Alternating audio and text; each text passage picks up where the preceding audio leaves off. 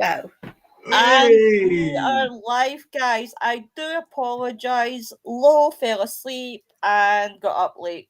So I'm totally to blame for this one. And it's not like me because usually I'm great. Left. I'm just absolutely great at getting up. But it happens. It happens. So how is everyone? I'll share it while yous are. I'm quite good, really. I've just set up a new, I've got a Halloween thing, and it's of two skeletons, one at either end of a coffin. And if it hears sound, it starts going and starts walking forwards and backwards. So I've just set it up in my bedroom where I've got the spirit of Wendy, who died in my flat before I took it over. Yeah. So if you hear it go off and then whilst we're on podcast, that'll be rather interesting. See if you hear that during the podcast, I'll be thinking it's my phone. Hey Joe, how you doing, love? We're all good. We're all good. Do you know what? Today, my lovely boyfriend treated me to a U-cup. Oh, nice. That's nice. I really love that. And I'll tell you why, guys, because obviously I find it difficult to hold like a normal cup just these days. So he got me one. And I was like, ah. I was like, it's good. They're called ergonomic, are they, or something? Are they ergonomic for feelings? That's the word. That's the correct word. Yeah. It's supposed to be ergonomic. I got some ergonomic knives and forks, but I couldn't handle them because they were too fucking big. I'm struggling with my fibro to hold hot and like cups. Yeah. So I've got myself a thermal cup. Well, I've got a thermal cup and then I got that cup and I was like, oh, it's my favourite colour as well, purple. It's got purple. He knows you too well. Honestly, I am purple daft. But can you tell when things are too hot to hold? Or you can? Slightly. I've got no sensitivity in my fingers, you see. Yeah. I struggle more when it comes to baths. Noreen's just asked if I got a show tonight. I slept in. I'm on now. I would say more it's I struggle with baths. I don't have that sensitivity to say whether it's or what am I doing? I'm going mad, folks. I'm going mad. But well, we know that anyway. Shut up. Well, we do. Oh, see you. I'd kick your ass. Yeah.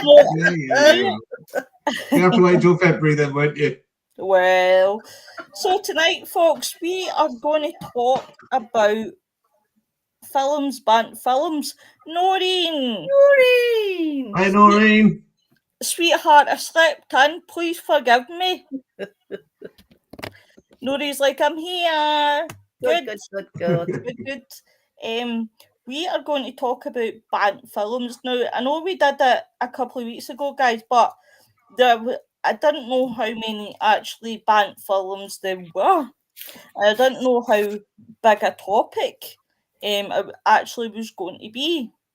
And what I learned the most... No, it wasn't you being confused. It was me that slept in. What I learned, what really got me was when we spoke about it, Richard, just to recap a wee bit. When me and Richard was talking about Banter films, we discovered that most of them was banned in the UK. Nicola. But not in America. And I was gobsmacked by that thing that most of them were banned in the UK. And I thought... I've discovered there's about 75. 75 been banned in the UK? Yeah.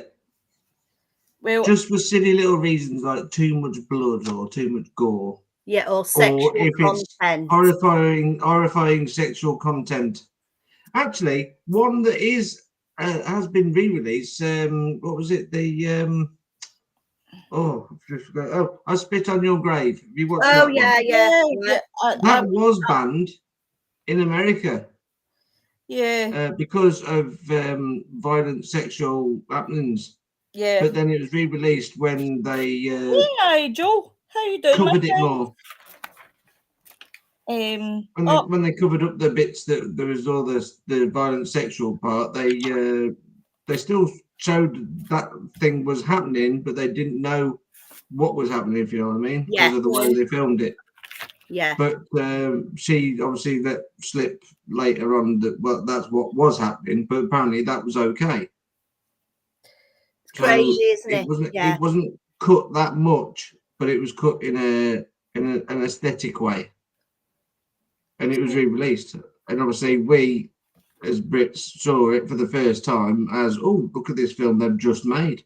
Yeah. And it wasn't. It was actually banned in the 70s.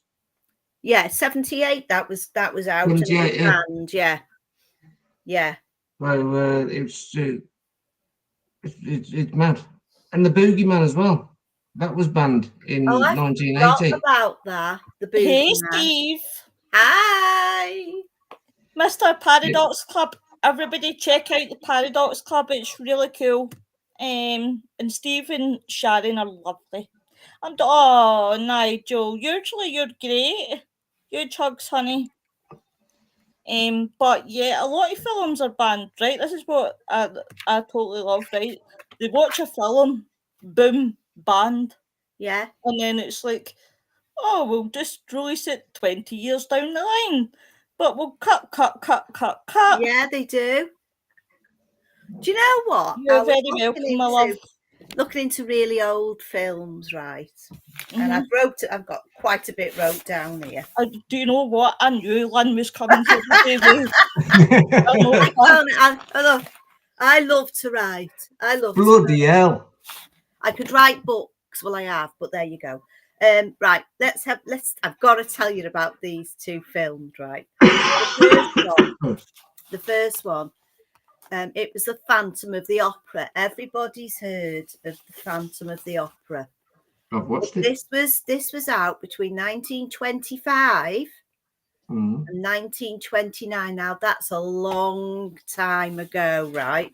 Yeah. And it was an early silent film, so that would be quite interesting to watch because I like silent films. I've got quite a few, right? So that would be interesting.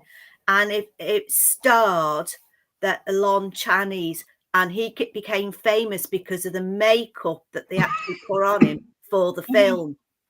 You need to get some honey, Richard. Sorry about that. But they banned it. Honey.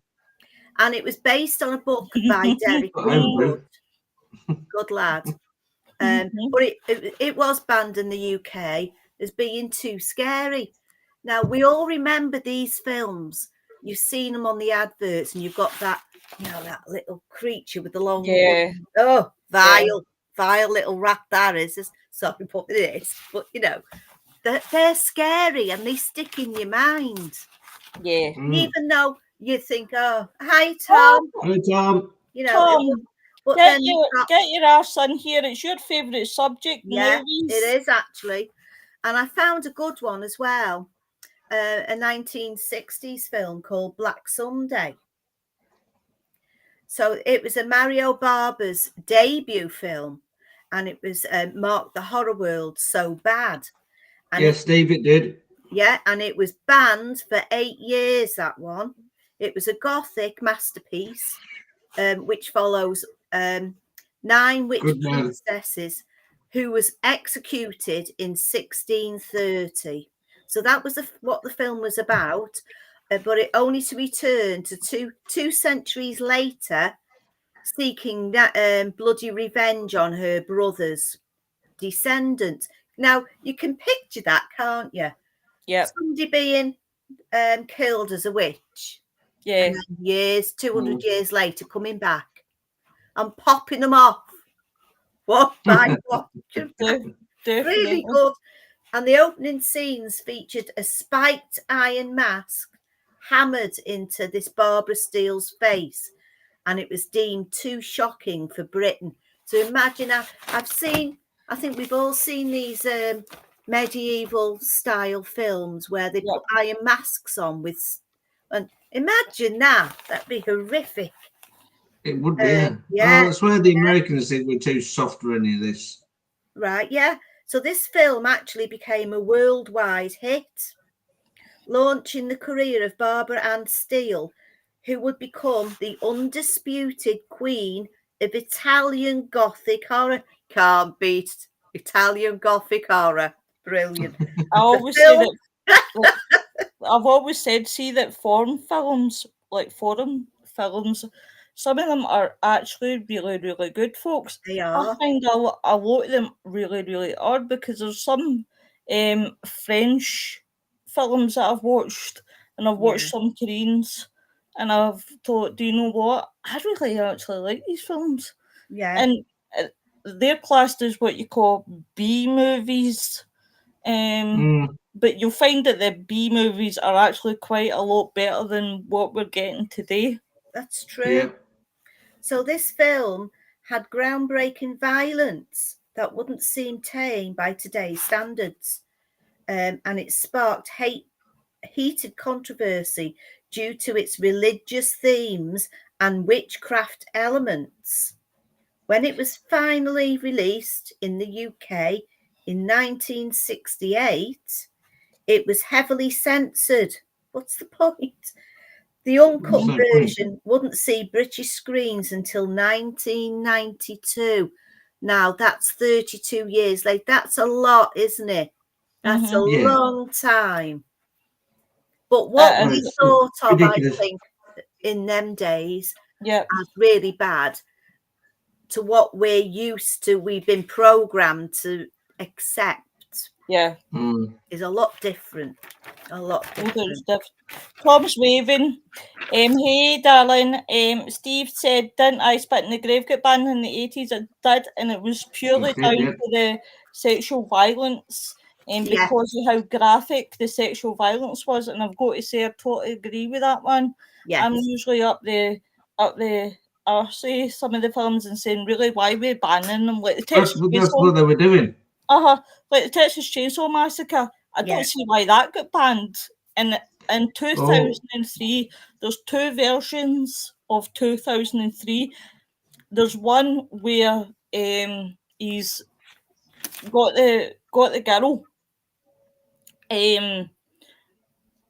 No, is it? Oh no, he's killed the guy. Sorry, and then obviously it cuts to where he's actually sewn the mask and putting it on his face. Depending on what version of 2003 the Texas Chainsaw Massacre you get, that's the version I like. I don't like a film being cut in a horror movie. That's what horror movies are for.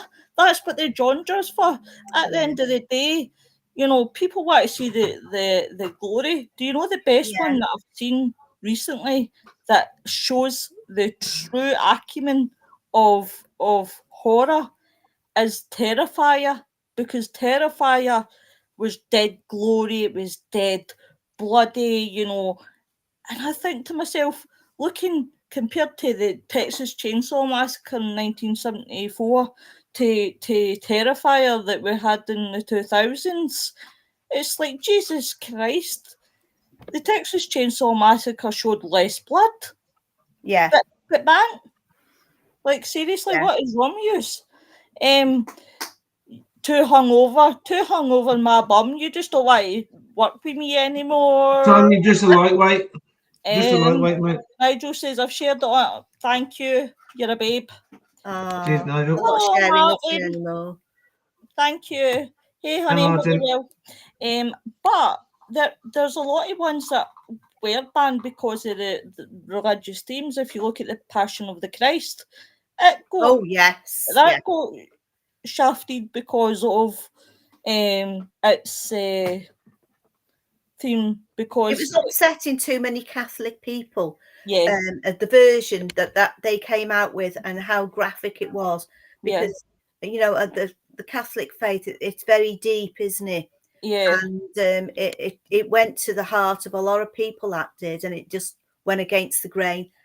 They know what's happened, but they don't actually want to see that.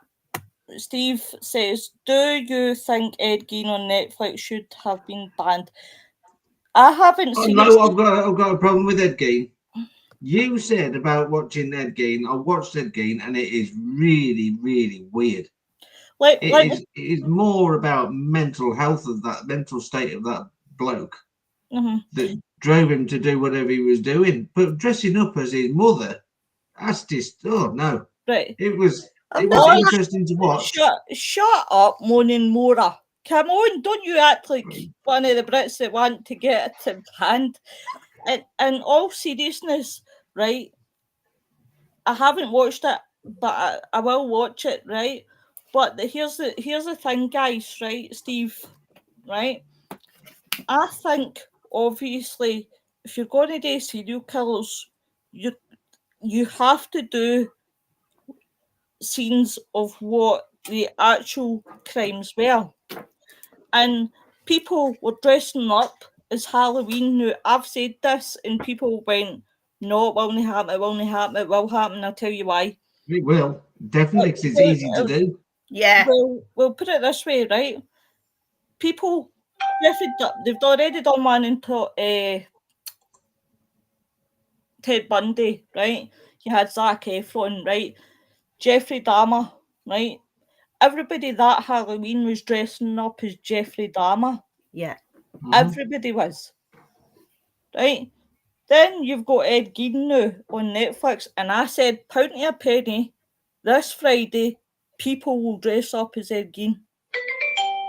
Because just how it is, I don't think it should be banned, because if you think in reality, people on YouTube, people on Amazon TV or whatever discuss murders, discuss crimes. They've recreated programs like the one with Jeffrey Dahmer and all that.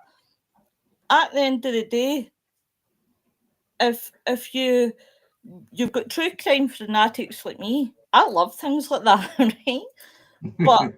But it's like, if you're going to make these programs and if you don't like watching these programs, don't watch it. Yeah. Exactly. If you don't like it, don't fucking watch it. Yeah. It's your choice, isn't it? They give you the choice, they give you the warning, they put it up on the screen. If you don't like them, close your eyes or get out the room or switch it off, do whatever you want. You don't have to watch it. With the Ed Gein thing, I didn't watch it because of the horrors. I watched it because I was more interested in how he's trying to work out how his mind was working. Yeah. And like how mentally unstable that bloke was. He was very I'm turning this into the crime show, Christ, and it's a film show. This is Steve's fault. I blame him, right? We'll all blame Steve. Basically, he was very mum orientated, even though his mum was, excuse my French, an old bastard to him. He still loved his mum, and he just was so obsessed with her, and he couldn't accept the fact that she had died. Yeah. And he kept her body for a number of years. And obviously he would dress up in women's clothes just to mimic her, basically, like mimic her. You think Psycho, you think the scene where Norman Bates goes up to the hotel, you know, he's having this argument with his mum, it's two voices. Yeah. I know people like that. So it's that feeling. So obviously, when people say that Ed Gein, this really annoys the shit out of me, because Ed Gein is one of my favourite serial killers, but he's not a serial killer. Hi, Terry. He's not a serial killer because it wasn't like he went on a murder spree. He killed two people, right? Yeah. But they included the bodies that he had unburied for the graveyard, and I don't think that's right, because they're already he got the blame for those, didn't he? He got the blame, and then he got the title of a serial killer, and it was like, it was actually 3 people he killed, Lo. Was Do you it know, two? to get... Because there was his brother, Yeah. Oh, his I mother, forgot about his brother. I'm and thinking of the woman in the bar. Aye, the woman. Right. I'm thinking the woman in the bar and How the do woman you in the actually shop. get the title of a serial killer? How many people have you got to kill one after the other before you actually come out as being a serial killer? 2 or more. Depends if you're eating Rice Krispies at the time. Oh, shut up, you asshole. It just see, there's a difference between serial killer and mass murders, and people get confused. It's got to be 2 or more. Noreen says, I think we should.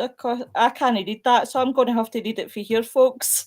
I think we are more accustomed to it these days. The horrors of the real world are just as bad, exactly. Hi, Terry Love. Thanks for joining the show.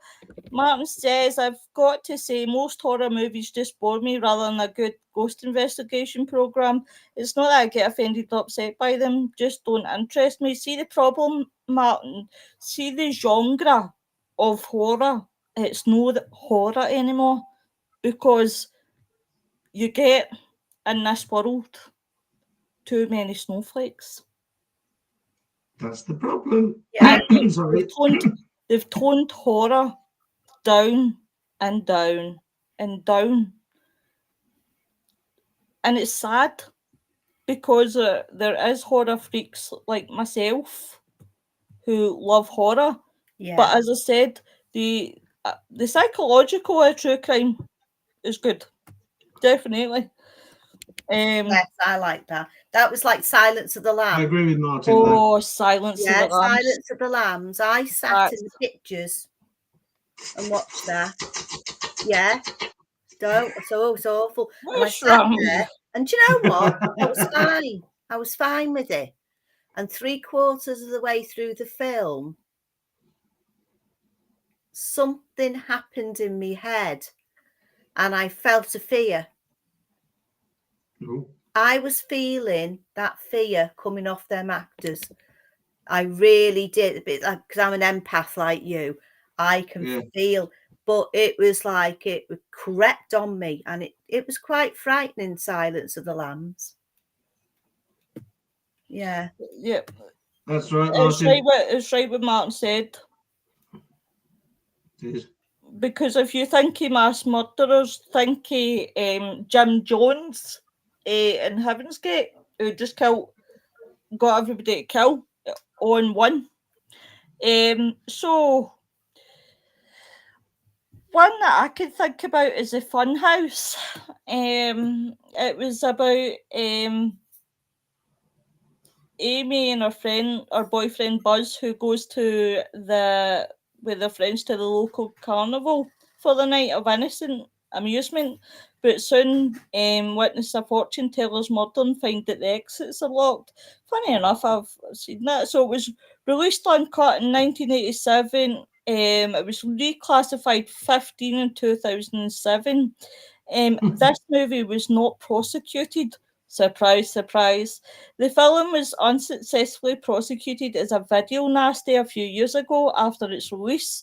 Some commenters have questioned its attempt to ban, given that the film is fairly tame in comparison to other ones that we've spoke about, leading some to suggest it was mistakenly chosen instead of its infamous Last House on Dead End Street, which was released under the alternative title The Funhouse and oddly didn't appear on the list. And it just shows you that I think, what one should have been banned and still should be banned. Human Centipede 2, because that guy gives me the heebie-jeebies. I've not seen any of them. Oh my god! Oh my god! Oh, Lynn. The Human Centipede, honestly, I watched 1, 2 and 3. I wish I'd never seen 2 because that wee guy gives me the heebie-jeebies. Basically, the Human Centipede is doing an experiment where they, and strong viewers of discretion advised, basically what they do is they put the mouth and sew it up to the anus the other person, so it has you like a centipede, right? Yeah. And so it's they're hooking it on to the person in front. Then, it's really, really one of the most messed up films. If I could use the F word, I'd say the F word. But a really messed up film, right? That I've ever seen in my life. And I've watched one and I thought, oh, it was not too bad. Second one, oh my God. And you know what makes it the second one even more creepier is the fact that it's black and white and it gives you that heebie-jeebies. And it's about this anything black and white gives you more heebie-jeebies because you can't see what's going on in the background. Atmospheric, isn't it? And I just honestly, I'd never in my life have I actually been scared that the wee guy was going to come through my telly, because he's just so creepy. Yeah. So I was sitting here a couple of weeks ago and I was watching YouTube and it was talking about films and it said about Human Centipede 3 and I thought, Louise, you've been brave enough to watch 1 and 2. Let's go for 3. So 3, I watched number 3. The creepy wee guy was in it, but he wasn't creepy. He was actually a nice guy in it, so I'll give him his thing with. Only taken me a wee while to realise it was a creepy guy for 2. But it was still the most film I've ever seen because they were doing it on 500 prisoners. 500 prisoners, and it was so weird that I was like jaw dropped. But I say it's no wonder people don't like the Human Centipede. Yeah. It's one of those messed up films, and honestly, if I found myself in their situation, I would kill myself. Yeah. Seriously, because it was like, seriously, it's like anus, like to the mouth to the anus. Like it's like sort of, I don't even know how to describe it to you, Lynn. But what I suggest is, see if you're going to watch it, don't watch Centipede 2 because the wee guy's creepy. Right. Okay. Lynn's away to watch Human Centipede after this, guys. Yeah, she's just downloaded it on Netflix. Human Centipede is hanging. Oh my God, Steve. See, I thought that Hostel. I love Hostel. I love Hostel. I like the film. I didn't like all the cutting up bits at the end. Oh my God. I absolutely love Hostel. In fact, you make me want to watch it now, so that's what I'll be watching after I finish this show. I love Hostel and I haven't seen it for ages. What I liked about Hostel was see the fact that like I must be a sadist. I really am a sadist, folks. I do. Please excuse me and please apologise. But I just liked it how fascinating that the British, like when he's talking about the money and like if you torture somebody, a certain like British were getting say 40, but if you killed an American, you were getting 60. Yeah. And it was just, I just found it so fascinating. Do you know what? It's weird you should say that because it's like going on a safari hunt, isn't it? Yeah. But it's a human hunt. Mm-hmm. And there are people who actually do that. And you can't talk about it anywhere. You're not allowed to speak about it, but it does happen. I mean, I wouldn't really be surprised because, to be fair, I was like, imagine staying in these creepy places and the people are looking at you and you're like, yeah, scary stuff.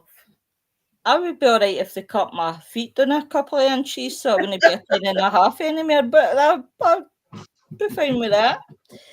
Martin says, see, the only thing that would make it worse if they had one animal in between. Oh, that's true. Martin! That's true.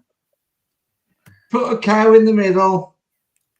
I am Whose mouth sewn to somebody's butt and somebody's mouth sewn to its butt.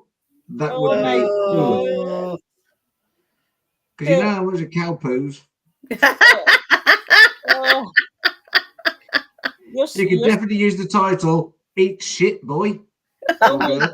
you know, I think that's what gets me about the film, and I find it so hard to watch because I know what happens and I try not to think about it, and I do try to put it at the back of my mind. But then they start being sick and everything, and I'm like, if you're the last one, you've just got to hope that the bloke at the front or the woman at the front has not had a Vindaloo. Oh my God. You'd get it 40 times over. You'd end up with a shitathon, wouldn't you, right the way down? Oh my God. Yous are horrible people. Yous are horrible. A sitathon. Vindaloo and a few pints of lager. Oh, yous are horrible. Horrible. The other one that I found was was visiting hours. A deranged majestic killer assaults a journalist when he discovers that she survived the attack. He follows her to the hospital to finish her off. Can we just define what a deranged and majestic killer is? Because how can you be deranged and majestic? It was released in 1982. It came back out in 1986 with a minute cut. Again, the film wasn't prosecuted. This movie appeared in, wait till you hear this, in the UK's nasty list, Video Nasty, even though it was the same version that had been cut for a cinema release there, and starred well-known Hollywood actors such as William Shatner and Lee Grant. Despite this, obviously, the censorship, the uncut version was broadcast by ITV in 1989. However, this resulted in mere censoring by the Broadcasting Standards Council, as this version had not been cleared for video release. It's the UK again. I found one that nobody's ever seen. Nobody will have ever seen, because it was actually seized. It wasn't banned, it was seized. I know what one you've got to say. Debbie Does Dallas. No, that's disgusting. I've seen that. So how could that have been seized? It was the SS Experiment. And it was it was seized due to Nazi exploitation. And it was seized from the UK to ever be shown. So if anybody's ever seen it, can you send me a copy? So you're telling me, right, that film was seized, but Debbie Does Dallas can pass? Debbie's done D-side as well. Debbie's done Trump as well. For God's sake. Yeah. Oh, Jesus. Oh, my days. Down the rabbit hole we go. Oh no, we don't want to go down the rabbit hole, do we? Not talking about Debbie Does Dallas. Oh, bye, Martin. Thank you, Miss. Love and light to you as well. Much love. The Last House on the Left. Yes. 1972. Then it was released. It was banned in the UK altogether. But it was released again in 2008, and I actually seen that, and it was very graphic. Very graphic. It was. Do you know, you feel like you want to step into the film and smash the faces in? Yeah. One of them. Yeah. I can only imagine. I mean, I've seen The Last House on the Left. I actually seen that a good while ago. And I must admit, I was quite wet. Not nice. Not nice. It's definitely not nice. Well, here's one that will blow your minds. The Killer Nun. It's about a cruel nun who discovers a depraved pleasure in a frenzy of drug addiction, sexual degradation, and sadistic murder. Oh, bye, babe. Take care of yourself. Bye. Come back again. And basically, this is what blows my mind, right? This movie was not actually prosecuted right? So it was released with 13 seconds cut in 93 and released uncut in 2006, right? The film was actually originally banned, again, surprise, surprise, in Britain in 1983, but then was released in DVD form there in 2006 after changes in British censorship policy. We actually need to look at the British censorship policy from when it used to be to what it is now. In the UK, Mary Whitehouse denounced it as one of the video nasties sub-genre of violent horror cinema, which might affect human behaviour. Though it was objectively originally on a DPP list of objectical films in the UK, compelled by the Director of Public Prosecutions in 1983, as a result of the moral panic in British film, it was meant that the DVD version of the film was released there in 2006 uncut.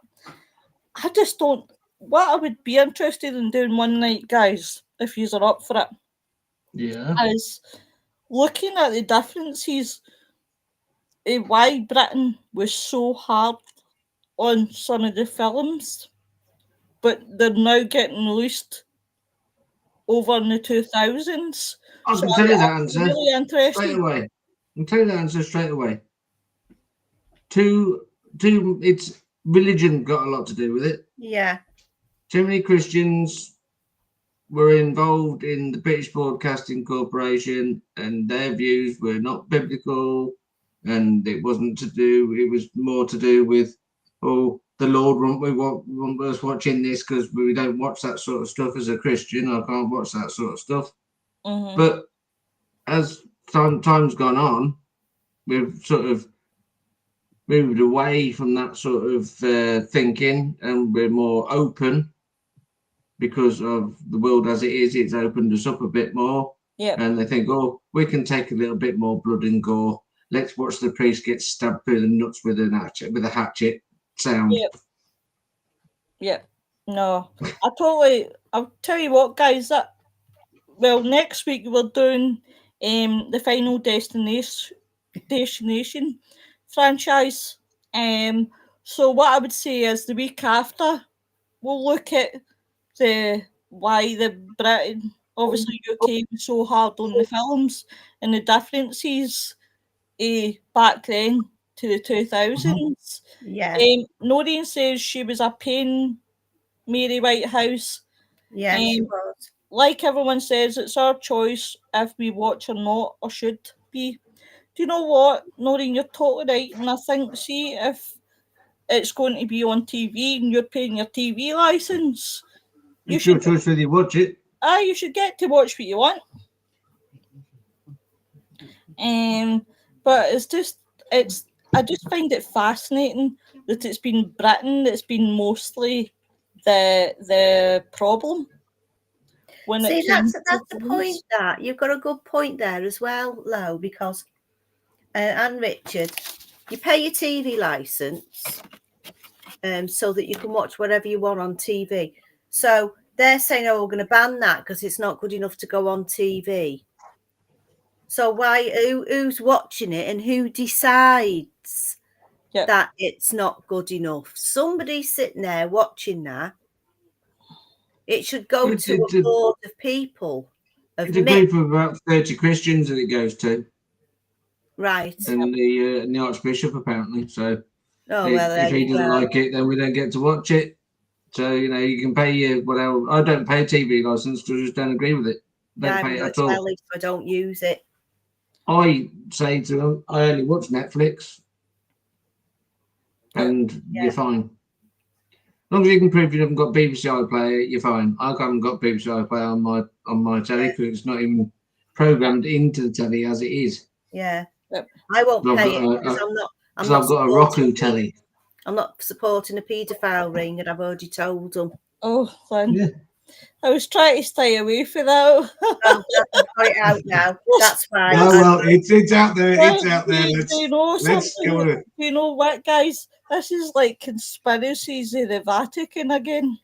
And we had Ben Winfield, and we had really behaved right up until the point.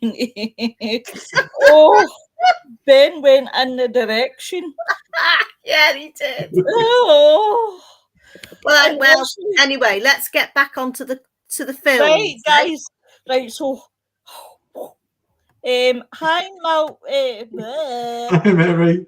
Hi, Mary. We're not being naughty. Oh, we're being. I'm a day or two. I'm being well behaved. It was Lynn. It was Lynn. Here's my laptop dying now. See what you're doing to me. 2 seconds. Yeah, Noreen's right. She says everything is subjective and we all have different opinions. So what makes one person's opinion more important than others? Absolutely spot on. Oh, depends if you've got a white collar or not. Yeah. So Mary says you speak for the world if you've got a white collar. Yeah. What if your name is Prince Andrew? Well, yeah. Oh, can you just try to take me off the air? Like, Louise, you don't want to work with you anymore, you bastards. No, we were just trying to discuss who's going to cheat Prince Andrew, whether it'll be Charles or William. No, they're not on our show tonight. Lou's got her stern face on. Yeah. I'm going to have no show at this rate. So, Mary agrees anyway. You know what?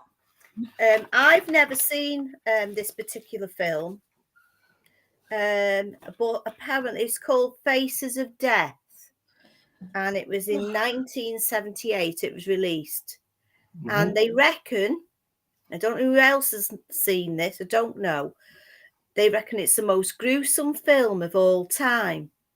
It was a shockumentary. What a good name. Shockumentary. And banned in 46 countries. Has anybody heard of that film, Faces of Death? I have. No, I haven't. My chaos, Mary. Chaos is no the bloody word. Can you see me sweating through the computer? I can see the bucket below you gathering all the sweat. There, wipe it off. Oh, thanks.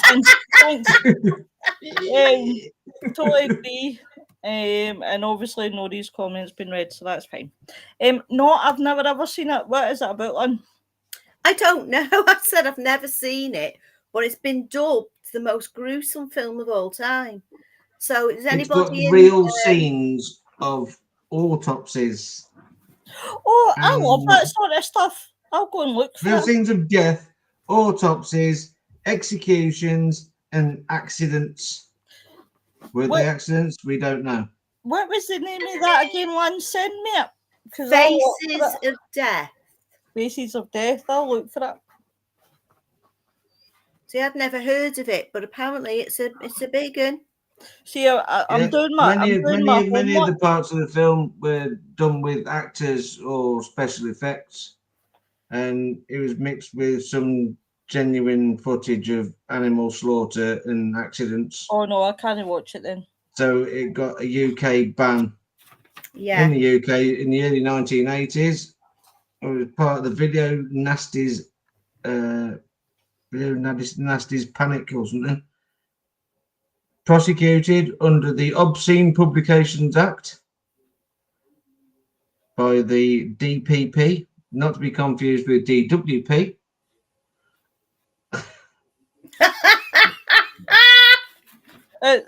Do you know what? I don't know if I can watch it now. If it's animal slaughter, I'm quite funny that way. I've seen it horrible. Mary's seen it. Oh, Mary's seen it. Oh, right. It must be all right in the Netherlands because they're a bit harder than us Brits, apparently. Oh, that's horrible. Everywhere's a bit harder than the Brits. Come on, let's face it. And another film which I've never heard of. But this came out in 2018. That shocks me. And That's this film is called Slender Man. And it became... I've not seen it, but I've heard it. Yeah, it's good. It's really, really, really good. Massive cult film.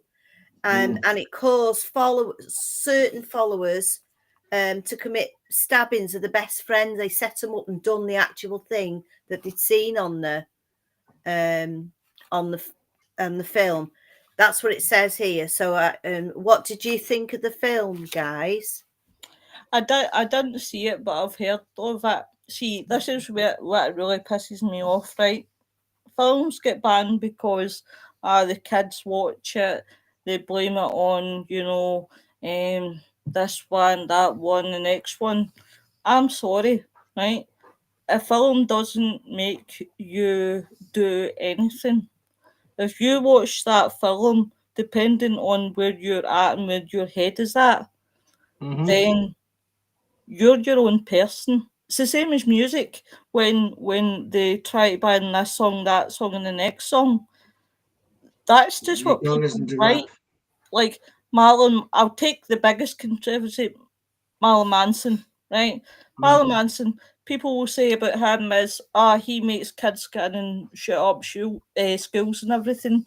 I'm sorry, I don't agree with that. That, like, your film makes people go out and do... Slender Man makes people to go out and kill. I'm sorry, I don't believe that either.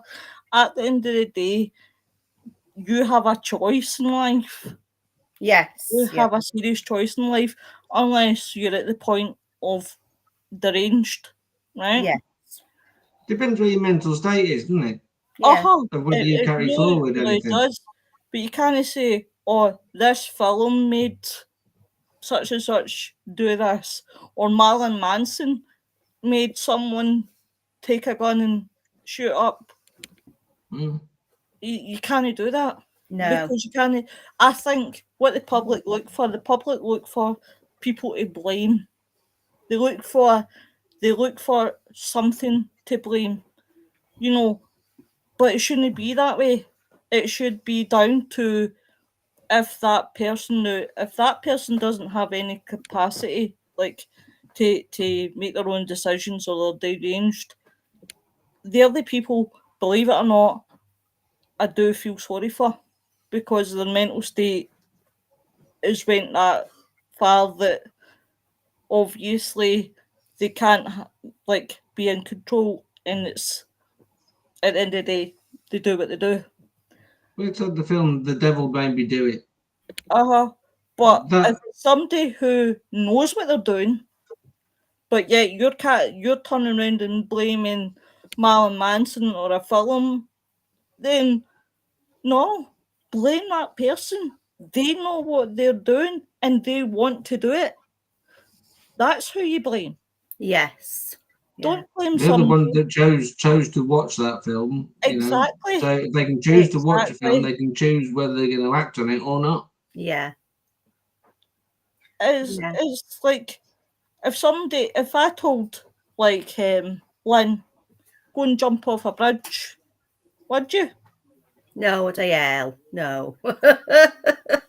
Exactly, because if I jump off this bridge at the bottom, I'm going to hurt myself, or possible death, depending on how high the bridge is. Of course you know. It's something that does annoy me. It does annoy me. I wouldn't jump off a bridge, even if there was a bungee rope attached. Listen, I'd tie the bungee rope to the bottom of your legs and just go. I know you would, yeah. But there we go. Sorry, folks, yous are probably thinking, what a bitch. No, this is just like me and Lola all the time, really. Yeah, this is us all the time. This is normal. I suffered abuse, and I'll give a little bit, and I suffer a lot more. That's a rather big violin you've got there, Lo. Right, a little violin like that. It's like that. It's like that, yeah. But guys, what's the thing about this show is our opinions are our own. Yeah, that's it. That's it. And so that's the way I see it, guys. Yeah. What about you, Richard and Slenderman? Slenderman. Well, Slenderman has been brought into quite a few films. I can't remember the exact films it was brought into, but I know. Trying to think which ones it was brought into, where the people that have been affected in the film have seen something like Slenderman. I think it was most likely not When the Lights Go Out, the other one. I can't remember the name of it. Are you talking about the film where you turn the lights on and she's standing behind you? You turn them off. No. When the Lights Go Out, it was released at 30 East Drive. Oh, right. When the Lights Go Out, and it's not that one though. It's the one that was happened in London. Can't think of the bloody name now. It's quite a famous one as well. Really famous. I can't remember it. But they had visions of like a slender man that was chasing after her. But like it a was shadow nothing. person, do you think? I think it was more like a shadow person, but it looks the same. It was the same build as the Slender Man. So they're trying to bring that into films. I think it's trying to desensitize us because we're all sensitive people in the UK. Yeah. I'm using UK now because Lo will have a go at me if I say Britain.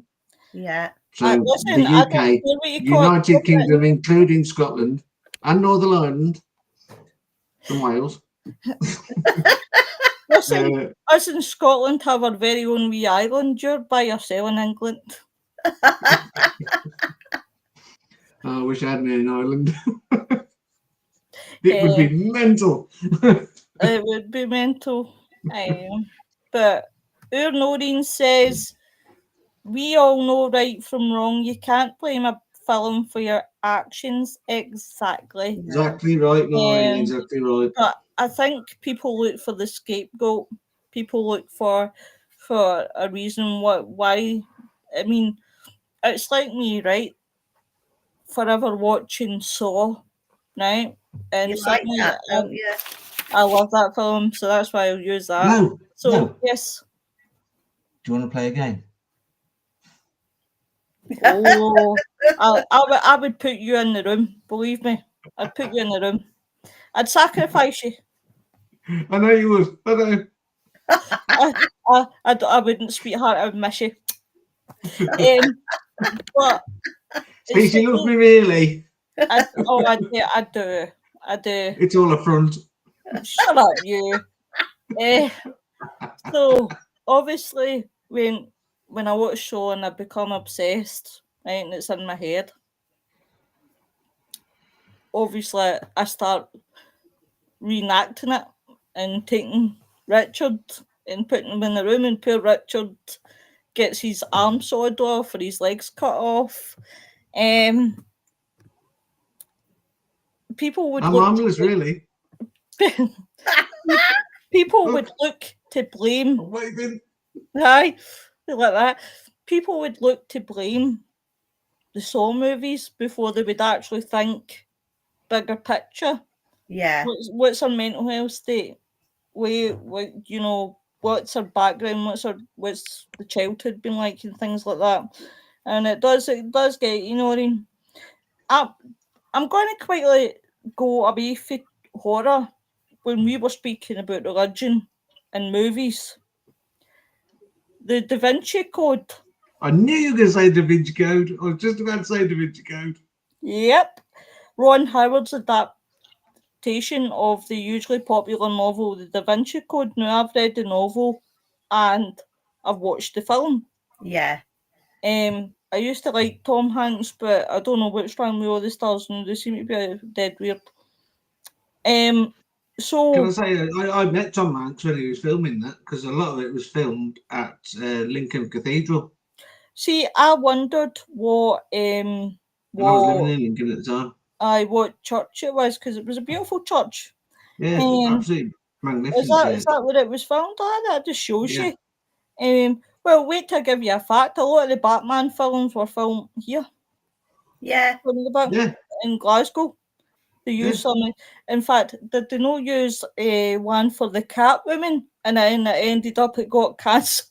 It got cancelled in Glasgow. You got banned? No, it didn't get banned. It just got cancelled. I don't know what happened. I would need to look it up, but it was so funny because everybody was up in arse about the streets getting closed off, because when they close off for filming, they close off.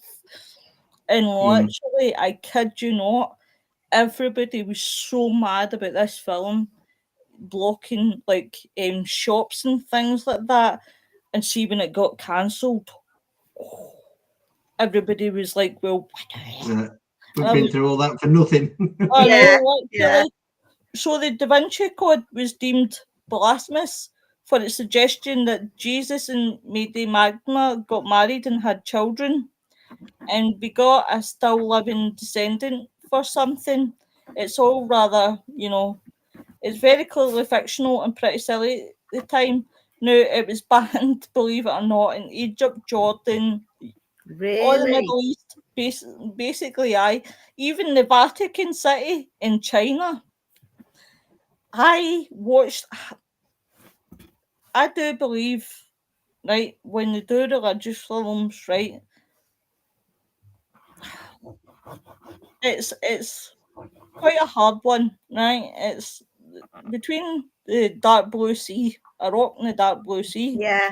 See, at the end of the day, what people have got to remember is when they're making films, going back to the Texas Chainsaw Massacre, because Ed Gein, right, and Ed Gein inspired that one, right? So when you think about it, right, Ed Gein inspired Texas Chainsaw Massacre, right? So it was Alfred Hitchcock that was involved with Texas Chainsaw Massacre, wasn't it? No, it was Toby Hooper. If you watch Ed Gein, it's Alfred Hitchcock. Oh, right, that one, yeah. What I'll say is, right, so you think about it, Texas Chainsaw Massacre. So everything in the house was made of skin. Like, made of skin, right? Fake skin before they get so high about it. Right, fake skin, right? That's what happened in real life. That's what Ed Gein done, but it was real skin that he had made thingy. You take abstract, say something, and you put it in a film. But to make that film more interesting, you've got to make Chinese whispers out of it. And you've got to make different scenes that are probably blowing everything out of proportion. Right? That's what makes a film. No, everybody follows the story of like Ed Gein down to the T. They obviously, to make that film, you've got to add other bits in that are fictional. So the Da Vinci Code is the same. It goes as the same. It's some of it is fictional. And I think people take these films that are very, very religious and takes them the wrong way without sitting down and actually thinking, well, some of this film is, real. But other bits are fictional, it's not really how the Bible went. You're not going to put the full Bible where you had God, you had Adam and Eve, then, you had the 5,000 fishes and the bread. You're not going to have basically all that in a film, right? So they end up, because of their religion, and each to their own, guys. And I do get that some of them follow their faith very, very strongly. Yeah. Oh, yeah. And they might do take offence to that, but in the back of your mind, you've always got to remember when you're watching films, whether it's horror, whether it's sci-fi, whether it's this, that, or the next thing, there might be some truth to it, but you've also got to keep in the back of your mind that there's a good bit here that's nearly 80%, 90% fictional. Yeah.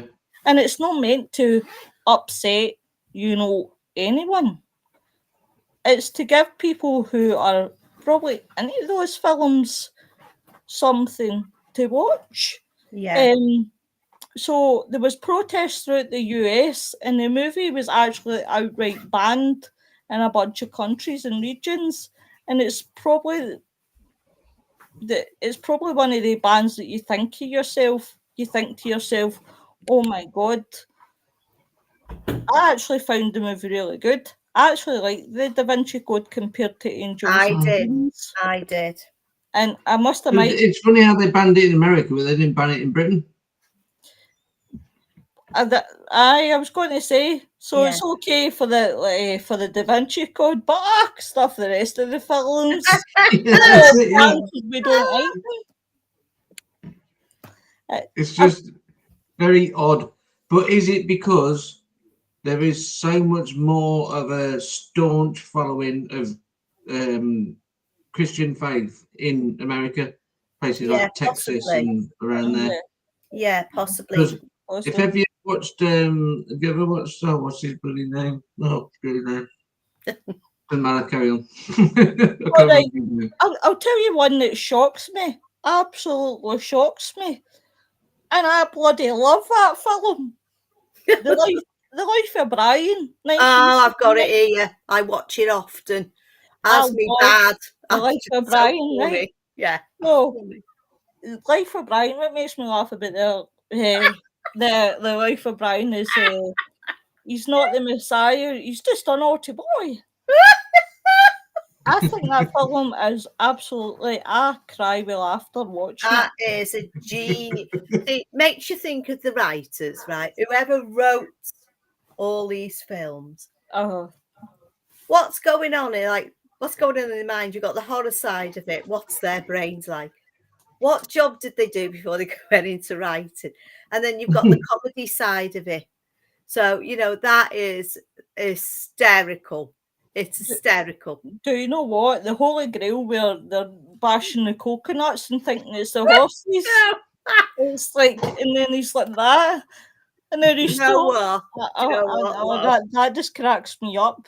Can you imagine? As soon as that film starts, it's like a modern film, and then all of a sudden it stops. It goes, it stops. And then it goes into that, and all you hear is and you can see somebody going along like that, and then it pans back. You've got the fella.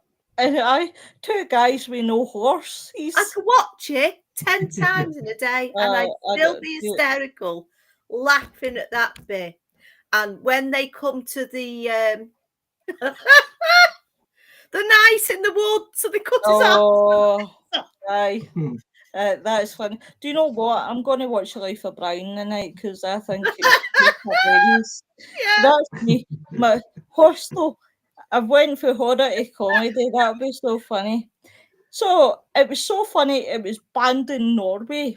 The Life of Brian, the story of a man who's born next door to and on the same day as Jesus and finds himself mistakenly being for the Messiah. It was either banned or X-rated in several dozen British locations, even after it underwent a round of cuts. In British TV, again, Britain, we're all boring. Refused to air the movie for years for its alleged blasphemous content. In United States, likewise, several towns and smaller cities refused to allow the film to be screened. And even in New York, screenings were met. Do you know? I'm trying not to laugh because all I can see is Father Ted in my head. Signs. Now, if no one's seen the scene for Father Ted, he's got to protest about a film, and they get locked with the handcuffs because Dougal forgot the keys. Yeah. But I just think, Jesus Christ, us again in the UK and the US, even Ireland, South Africa, and Norway, where they Ridiculous. say, Yeah. guys, what's happening? The UK again, honestly. Noreen says, my dad always looked on the bright side of life, played at his funeral from The Life of Brian. It was for Yeah. The Life of Brian. Yeah, my friend had that. We were all like that at the funeral. It was really brilliant, brilliant. Yeah. Yeah. Oh, you know what? Even, I mean, Monty Python's brilliant. Even they did the Meaning of Life. And that's a good one as well. The Meaning I'm of surprised Life. that wasn't banned. I know, because the first scene is when they're doing sex ed, and basically John Cleese is in the bed with the woman, and they're fully naked, and you're just thinking to yourself, wait a minute, you're going to take down The Life of Brian because apparently it's past enough, but you'll not take down The Meaning of Life when two of them are at it, talking about sex ed. I use nuts. It was like a porno, like a soft porno. Yeah. I bet you this show will get banned tonight. We'll be banned on the ban list. Me, I'll be banned. Off. I'll be banned. But oh my god, it's just absolutely nuts. We'll continue. You guys want to continue to about, well, we can't do the full show tonight because obviously I ran a wee bit late, but we could do it to 9 if you guys wanted. Yeah, it's fine. Yeah, I can do that. Then I go. Yeah, why not? We're having a laugh, and if we're going to get banned, we might as well go full way. Yeah. I want to see how far we can push the boundaries before we get banned. Push the boundaries. They've been pushed tonight. That's all. In the UK, I'll get banned for this. It's all right for you people. But honestly, shit, they banned me. They banned me. Bastards. Get me back. See, I pleaded with them. But what about you guys? Do you got any other banned films that? Let's have a look. I've just got loads of stuff on Faces of Death. Oh, I bet you Cannibal Man. Cannibal Man was a Spanish film. And it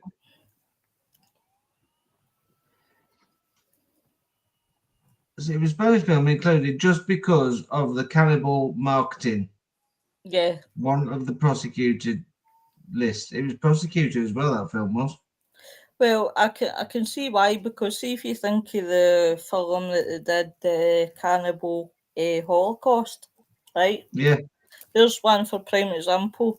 Now, I wished I had listened to Nick. I really, really wish I had listened to Nick when he said, don't watch it. Yeah, there's lots of... I thought, oh, it can't be that bad, so I gave it a skim over. And honestly, I was horrified.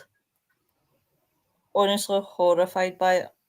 And that the people that actually made the Holocaust, if I'm right, got arrested for that film because they actually believed it had happened when it hadn't. And I heard that some people on the set were taking it too seriously. Do you think that they've got to, haven't they? I'm thinking about this now.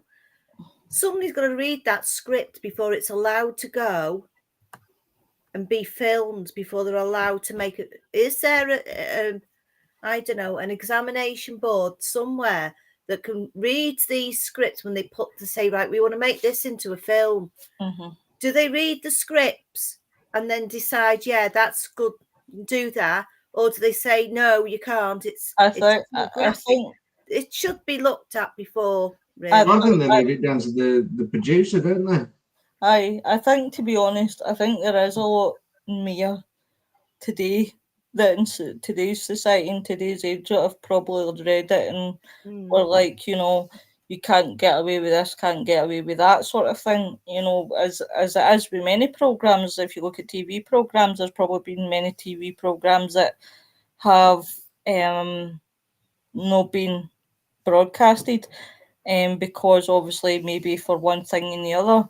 I think back then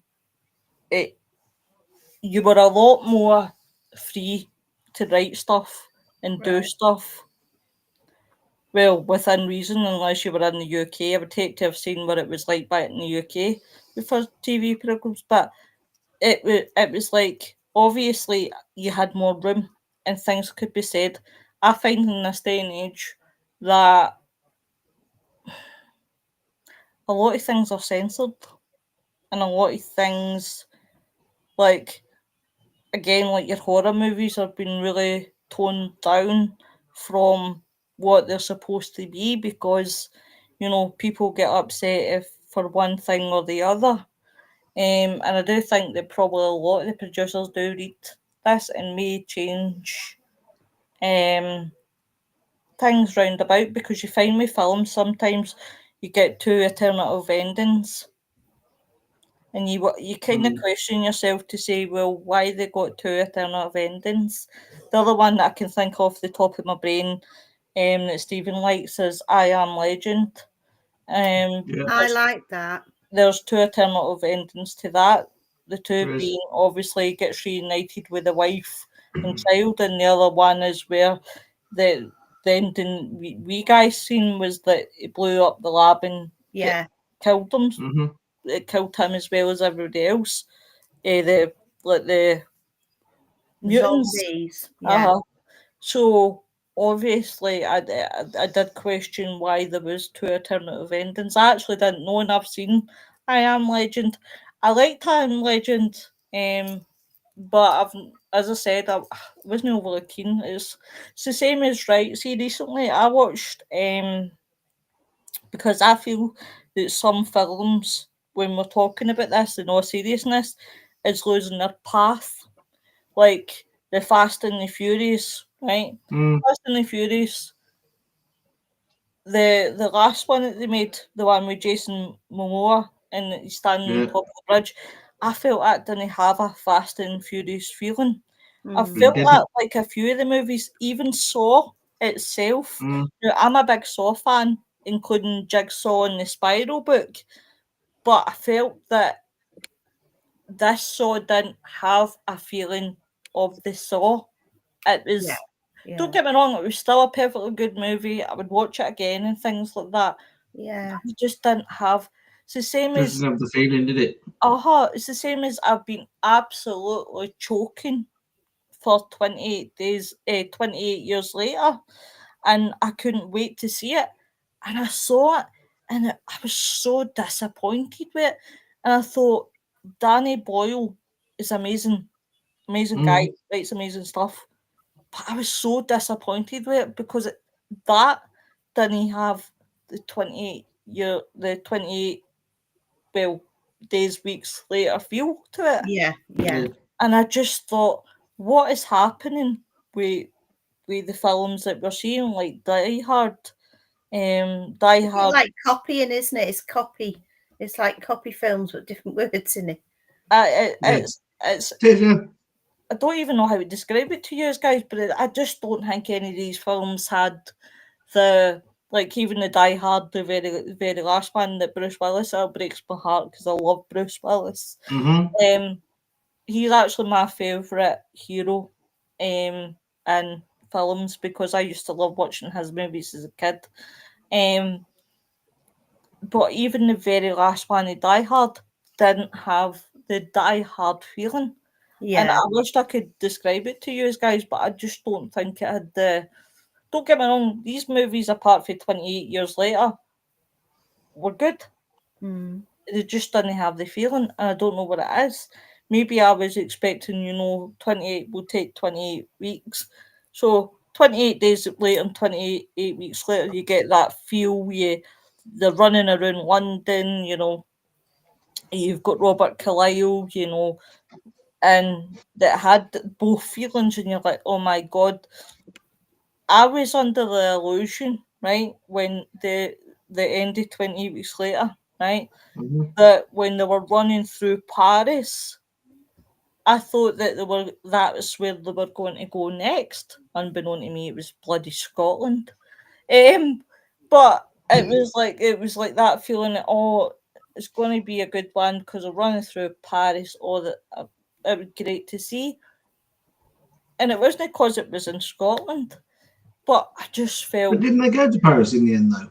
No, no, because the 28 Weeks Later was filmed mostly, I think, in Scotland. And I just felt, no, it doesn't have that feel. It has a pretty messed up, they start off with this one wee boy who runs into the church, zombies kills his father. Sorry if I'm ruining MD's spoilers for this, but they're running in, church, zombies, dad's dead, cuts to this island. And then it's an English wee boy that's getting looked after, blah, blah, blah, blah, trying to find a cure for his mum. And then somehow it then meets the Scottish boy. And I think it's went from, I don't know, it was just, You must have watched a different version to me then, because I watched 28 Weeks on Netflix this morning. No, 28 years later, I'm talking about weeks. Oh, 28, yeah, oh, right, yeah. 28 years later. But I'll watch the other one that's coming out in 2026 in January. I'll watch that because I wouldn't watch a franchise and not watch the films. But I don't think I'll be, unless Danny Boyle can really pull it back. I don't think. Gonna take a bit to pull that back there. As it's really, really messed up. But I definitely still watch 28 Days Later and 28 Weeks Later. But I love Kellen Murphy. We'll have to do a night also of copy films, second editions, and see what, compare them. Like they brought one film out, they brought out again. Yeah. And the difference, which is better. I would love that. And I also would love to talk about found footage movies, because I think, to be honest, see some of the found footage movies that I've watched, I actually prefer some of the actual horrors. And I know they're classed as B movies, but do you know something, guys? The B movies are actually way better. A bit better, yeah. Than some of the things that we are seeing these days. Honestly, I find it harder to pick films these days. Yeah, I mean, going back onto the movies having a feeling to them. Like you watch Triple X. I've seen Triple XI. And then when Triple X changes and is another person, that movie just didn't seem the same because they removed the main character that was in the one before. Yeah. And it didn't seem the same, although it was the same sort of plot was there and everything, and yeah, it was good, but it just didn't seem the same.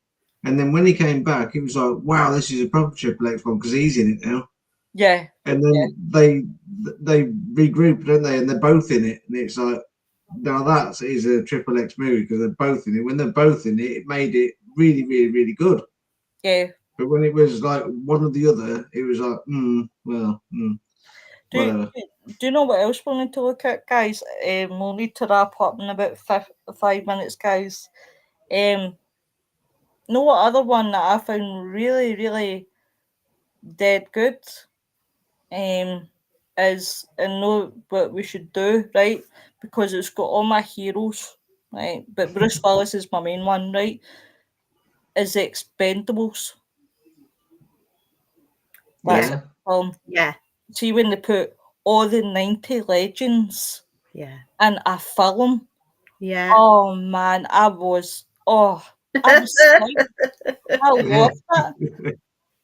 Because I was like, oh my god, there you've got Sylvester Stallone, you've got Jet Li, you've got Jesus Christ. You've even got Jason Statham. I never used to be a Jason Statham I like fan, Jason Statham. I love him now.